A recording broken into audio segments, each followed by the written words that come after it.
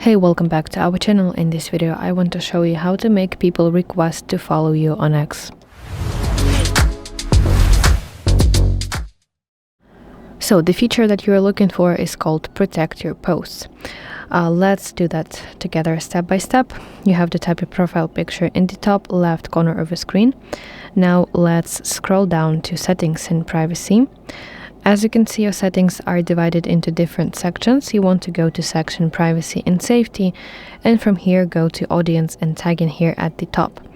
Now at the very top of the screen, the first feature that you should see is Protect Your Posts. Let's enable it, and after this your profile on X will be locked.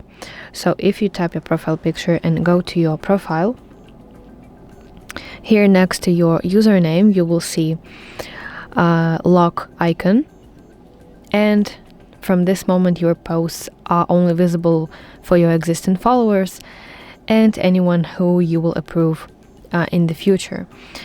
And people who do not follow you on X, they will see on your page button follow request instead of the normal follow button, and they will have to send you that follow request, and you can either approve it or decline it.